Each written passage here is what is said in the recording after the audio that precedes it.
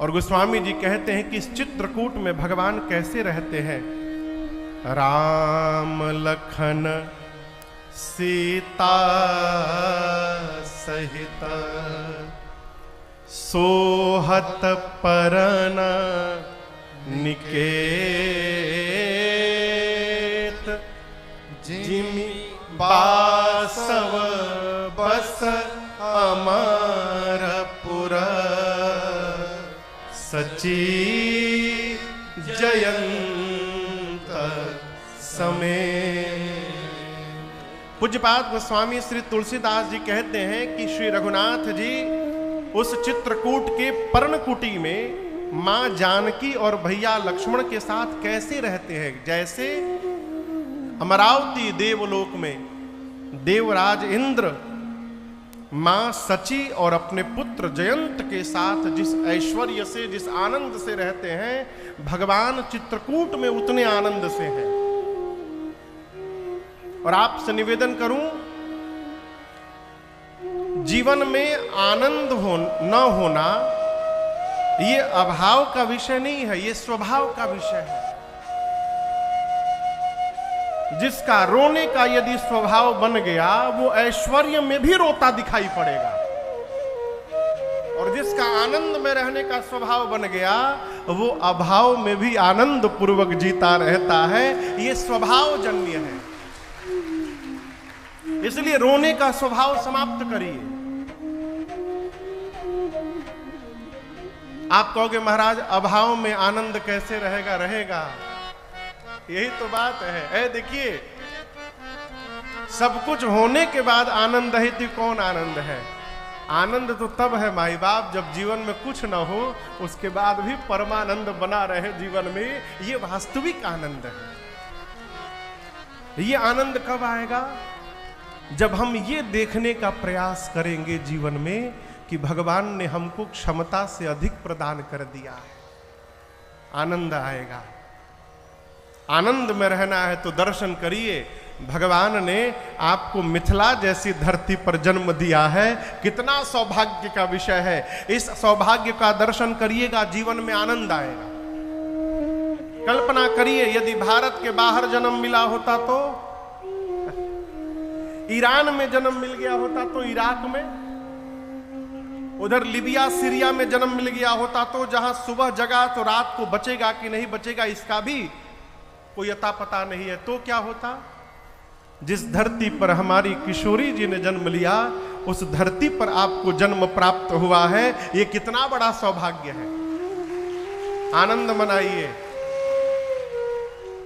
हमारे महाराज श्री हमसे बार बार कहते हैं, राजन, जीवन में बेटा यदि आनंद पूर्वक रहना चाहते हो तो इस बात की सूची कभी मत बनाना कि क्या क्या नहीं मिला है।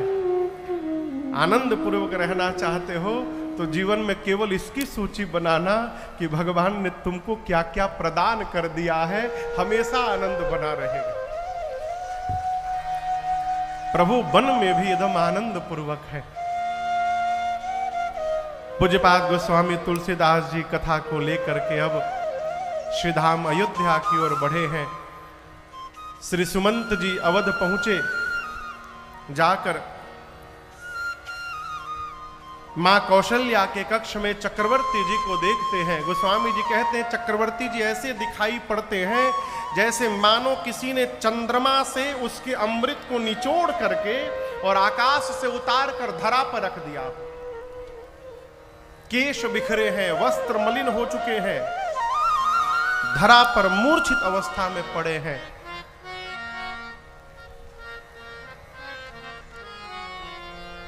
पूरे देश में एक ही स्थिति है वो है?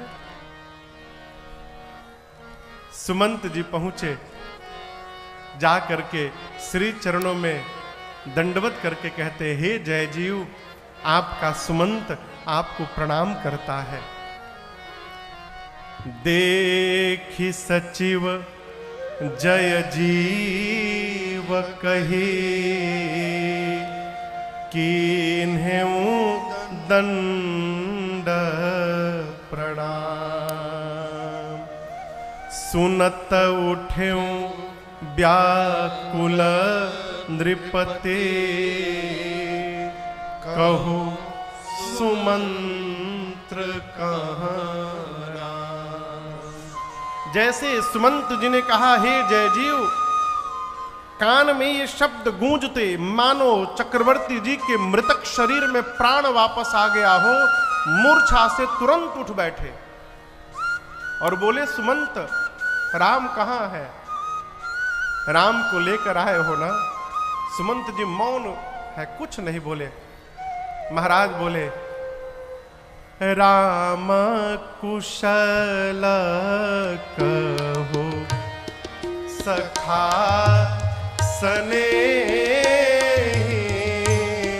राम कुशल कहो सखा सने, कहाँ रघुनाथ लखन बैदे, कहाँ रघुनाथ लखन बैदे, आने फेरी की बनही सिधाए, आने फेरी की बनही सिधाए, सुनत सचिव लोचन जल छाए, सुनत सचिव लोचन जल छाए, सुनत सचिव लोचन जल छाए, सुनत सचिव लोचन जल छाए।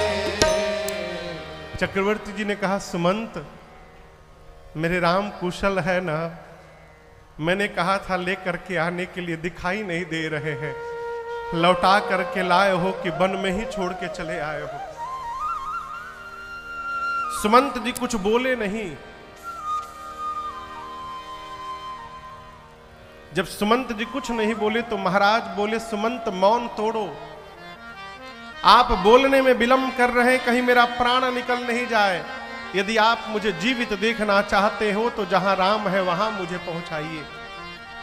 सुमंत जी ने कहा, महाराज आप ज्ञानी हैं, धर्म धुरंधर है, राम को आपके अलावा दूसरा कौन जानता है? पहले दिन तमसा के तट पर वास हुआ, दूसरे दिन श्रृंगवेरपुर में गंगा जी के तट पर वास हुआ, और तीसरे दिन प्रातःकाल मुझको विदा करके राम गंगा पार करके मेरी आंखों से ओझल हो गए। कहे सुमंत जी, पिताजी के चरणों में मेरा प्रणाम करके कहिएगा राम की चिंता न करें, 14 वर्ष बाद राम स्वयं आकर उनको प्रणाम करेगा। जैसे महाराज ये वाक्य सुने, गोस्वामी जी कहते महाराज के प्राण कंठ में आके फंस गए। प्राण कंठगत भयौ भुआलो, कंठ के नीचे के शरीर के अंग शिथिल हो गए। मां कौशल्या देखी तो व्याकुल हो गई। मां ने श्री चरणों को पकड़कर कहा, महाराज धीरज रखिए प्रभु, यदि आप धैर्य रखेंगे तो मैं कहती हूं 14 वर्ष बाद राम स्वयं आकर आपको प्रणाम करेंगे। महाराज ने पहली बार एक बात कही, कौशल्या आज मुझे धीरज नहीं, आज मुझे उन अंधे माता पिता के श्राप की सुधि आ रही है। तापस अंध श्राप सुधि आए, कौशल्य ही सब कथा सुनाई। महाराज ने सब बताया। उस अंधे माता पिता ने, श्रवण कुमार के माता पिता ने मरते समय मुझे शाप देते हुए कहा कि दशरथ जिस प्रकार पुत्र के वियोग में आज हम मर रहे हैं, एक दिन अपने पुत्र के वियोग में तुम भी मरोगे। हे लक्ष्मण, आपको देखे बिना मैंने बहुत जी लिया। हे जानकी, हे राघव, आपको देखे बिना मैंने बहुत जी लिया। आपसे निवेदन करूं, भगवान के बन जाने के बाद श्री अवध में वो 6वीं रात्रि थी। कौन सी रात्रि थी? 6वीं। चक्रवर्ती जी सोचे कि 6वीं रात्रि आ गई, राम को गए और अब तक मेरा प्राण नहीं गया। मानो चक्रवर्ती जी प्रायश्चित करने लगे। यहां पर मरने से पहले महाराज ने 6 बार मुख से राम राम कही, राम कही, राम राम कही, राम तन परिहरि रघुबर बिरह, राम गयऊ सुरधार। 6 बार महाराज ने मुख से राम राम राम राम राम राम कहा और 6 बार राम कहने के बाद बालकांड में वंदना क्रम में गोस्वामी जी कहते हैं, बंदौ अवध भुआल सत्य प्रेम जेहि राम पद, बिछुरत दीन दयाल प्रिय तन तृण इव परिहरे। तृण यानी तिनका। इका बज रहा है खटखट, कहां हो रहा है?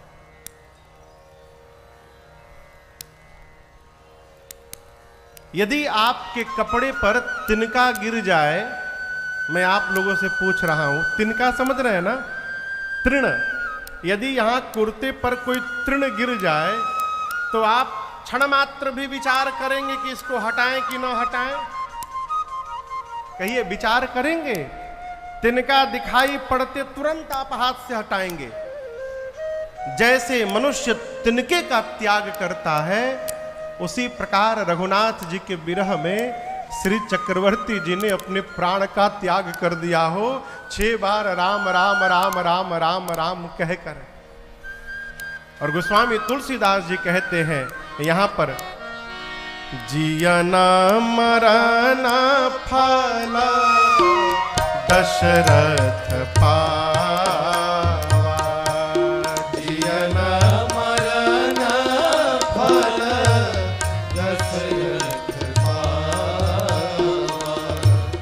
अंड अनेका अमल जस छावा, अंड अनेका अमल जस छावा, जियत राम विधु, जियत राम विधु बदन निहारा, राम विरह करि मरन सवारा, राम विरह करि मरन सवारा, राम विरह करि मरन सवारा, राम विरह करि मरन सवारा। पूज्यपाद गोस्वामी श्री तुलसीदास जी कहते हैं कि चक्रवर्ती जी महाराज ने अपने जीने का भी फल प्राप्त किया और जगत से जाने का भी फल प्राप्त किया। कैसे? जब तक जीवित रहे श्री रघुनाथ जी को देखते देखते जीवित रहे, और जब जगत से गए तो रघुनाथ जी को याद करते करते चले गए। यही जीवन का, जीने का और मरने का फल है। मरते समय भगवान का नाम निकल जाए हो, लोग कहते इसमें क्या है, मरने के समय ले लेंगे। इतना सरल थोड़ी है। हमारे महाराज जी कहते, बाबू जो बचपन से नहीं लेगा उसका 55 के बाद निकलने वाला नहीं है। 55 के बाद भी वही ले पाएगा जो बचपन से ले रहा है। इसीलिए लत बनाइए राम कहने की, बहुत कठिन है। बाली ने तो कहा कि जन्म जन्म मुनि जतन कराही, अंतराम कही आवत नाही। जन्म जन्मांतर मुनि लोग यत्न करते हैं कि अंत समय में राम निकल जाए, लेकिन बड़ा कठिन है। इसका दूसरा भाव भी महापुरुष कहते हैं कि जन्म जन्म मुनि जतन कराही। जन्म जन्मांतर मुनि यत्न करते हैं और अंत राम कही, और जब अंत में राम कह देते हैं तो दोबारा धरती पर आवत नाही। एक बार भगवान का नाम निकल गया, प्राण निकलते समय आवागमन से मुक्ति। घर के बच्चों का नाम भगवान के नाम पे रखिए।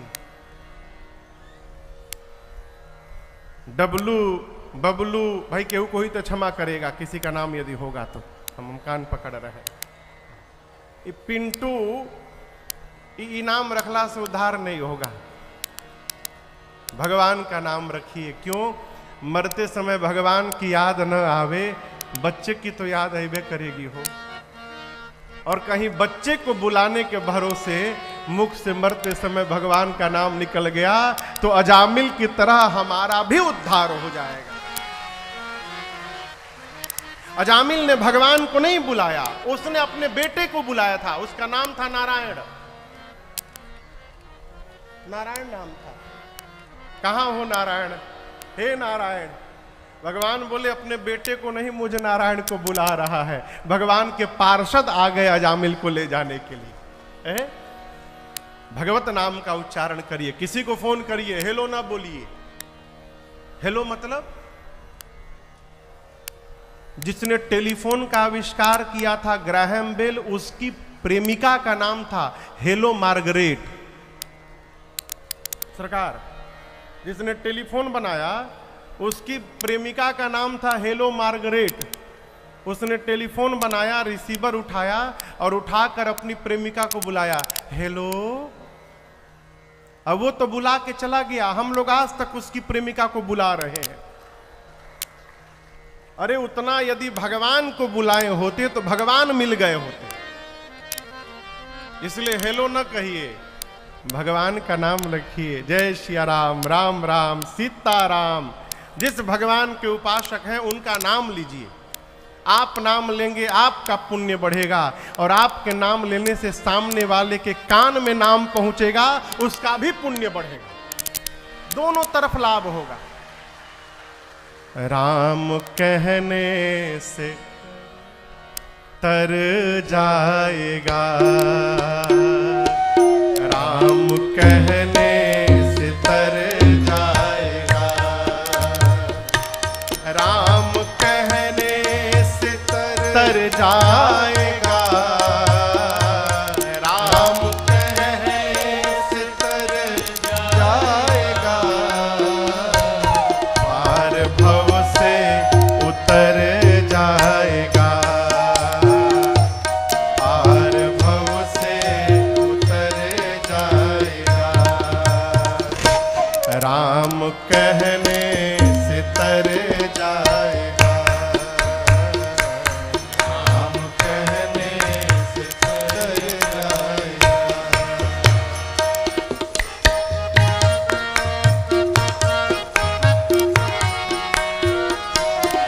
बड़ी मुश्किल से नर तन मिला, बड़ी मुश्किल से नर तन मिला, इनकी करुणा से नर तन मिला, इनकी करुणा से नर तन मिला। सावधान, क्या पता फिर किधर जाएगा,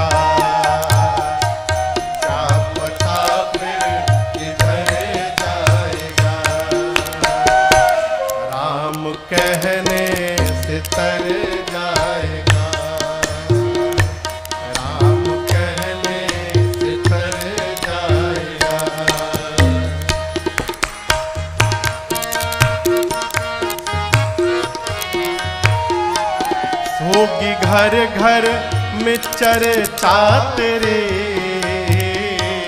होगी घर घर में चर्चा तेरे, होगी डुमरी में चर्चा तेरे, होगी डुमरी में चर्चा तेरे,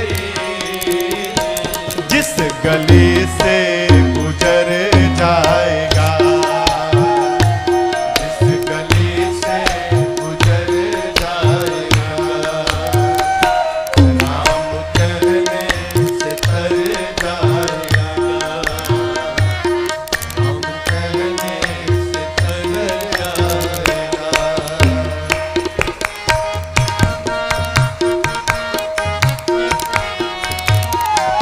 इनके आगे तू झोली फैला,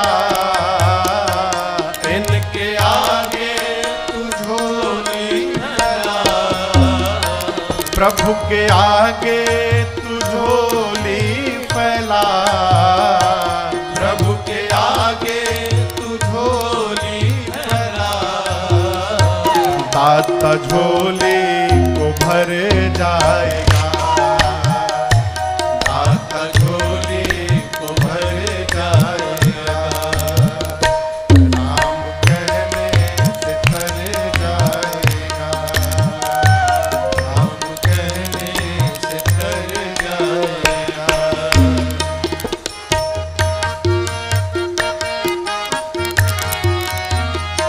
सब कहेंगे कहानी तेरी, सब कहेंगे कहानी तेरी, जग कहेगा कहानी तेरी, जग कहेगा कहानी तेरी, काम ऐसा जो कर जाएगा,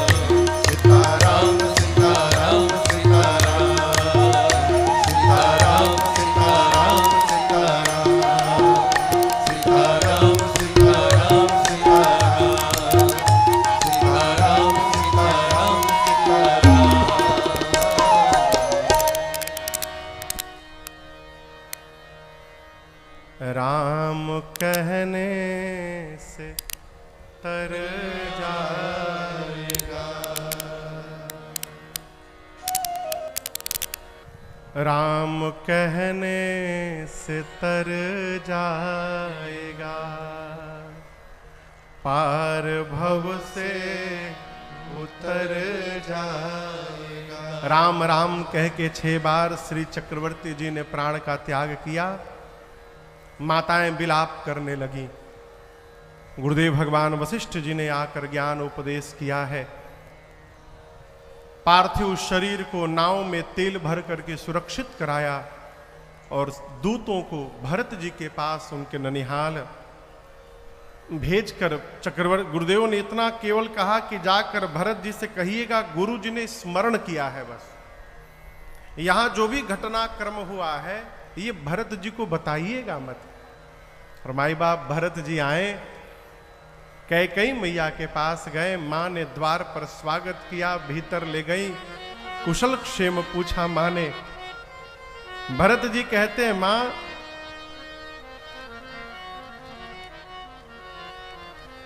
ननिहाल में तो सब कुशल है, लेकिन मैं आज आपसे एक प्रश्न पूछना चाहता हूं माँ। आज के पहले जब जब मैं बाहर से वापस घर लौटा हूं तो द्वार पर केवल आप नहीं दिखाई पड़ी हैं, द्वार पर मेरी बड़ी माँ कौशल्या जी और छोटी माँ सुमित्रा जी भी दिखाई पड़ी हैं, मेरे पूज्य पिताजी भी दिखाई पड़े हैं। आज केवल आप खड़ी थी माँ। मुझे बताइए मेरे पिताजी, कहू कहाँ तात कहाँ सब माता, माँ कहाँ सिया राम लखन प्रिय भ्राता। मेरे भैया कहाँ है, मेरा छोटा भाई लक्ष्मण कहाँ है, मेरी माँ स्वरूप मेरी भाभी कहाँ है। माँ आज पहली बार न जाने क्यों मुझे ऐसा प्रतीत हो रहा है कि मानो किसी ने अवध के श्री का हरण कर लिया हो। आज पहली बार अवध की प्रजा मेरा मुख नहीं देखना चाहती है माँ। मेरे घर में सब कुशल है ना यहाँ पर। कैकेयी मैया ने कहा, पुत्र ठीक तो मैंने सब कर लिया था। बेचारी मंथरा ने बड़ी सहायता की, परंतु क्या कहूं पुत्र, विधाता ने एक बात बीच में बिगाड़ दी। भरत जी पूछे क्या हुआ मां? कैकेयी मैया ने कहा, लाला सब ठीक हो गया था, लेकिन क्या कहूं, अचानक आपके पिताजी नहीं रहे आप। और गोस्वामी जी कहते हैं, भरत भैया जैसे सुने पिताश्री नहीं रहे, तात तात हाँ तात पुकारे, हाँ तात कह के भरत जी खड़े खड़े गिर पड़े। जैसे जल से मछली को निकाल करके बाहर कर दीजिए, मछली तड़पने लगती है, भरत जी तड़पने लगे हो। मां ने संभाल किया। भरत जी ने पूछा कारण बताओ, पिताजी को कोई व्याधि नहीं थी मां। और यहां दर्शन करिए, मां कैकेयी ने कुछ छिपाव नहीं किया। मां ने भरत जी से सब बताया, जैसे जैसे जो आदि हुते सब आपनी करनी, मां ने सब सुनाया। और भरत जी जैसे सुने कि मेरे भैया भाभी और छोटे भैया लक्ष्मण ये तीनों वन में चले गए और उनके जाने के वियोग में पिताजी चले गए, ये बात सुनते भरत जी राम महाराज की मृत्यु भूल गए। गोस्वामी जी स्पष्ट लिखते हैं, भरत ही बिसर्यो पितु मरना, सुनत राम बन हे तू अपन पौ जानि जिया, थकित रहे। सामान्य सिद्धांत कहता है, जीवन में जब बड़ा कष्ट आता है ना, तो उसके आगे छोटा कष्ट भूल जाता है। अब तक तो भरत जी रो रहे थे, पिताजी नहीं रहे। जब सुने कि भैया वन में चले गए, तो भरत जी पिताजी की मृत्यु भूल गए। और मन ही मन मां कैकेयी से कहते हैं, कैकेयी आप कह रही हैं कि भैया के वियोग में पिताश्री चले गए, ये सत्य बिल्कुल नहीं है। पिताजी भैया के वियोग में नहीं गए, पिताजी जानबूझकर प्राण त्याग किए होंगे। क्यों? वो जानते थे यदि जीवित रहेंगे तो इस पापी भरत का मुख देखना पड़ेगा, इस पापी का मुख न देखना पड़े, इसलिए मेरे आने के पहले ही पिताजी चले गए। न तुम अपराधी हो न मंत्र अपराधी है, कोई अपराधी है तो ये पापी भरत है। मोर जन्म रघुबर बनला, भरत जी कहते हैं कि मेरा जन्म ही भैया को वन भेजने के लिए हुआ है। यहां पर भरत जी ने मां कैकेयी को बहुत कुछ सुनाया, बहुत कुछ सुनाया। क्या सुनाया भरत जी जाने, पाठ में भले पढ़ ली।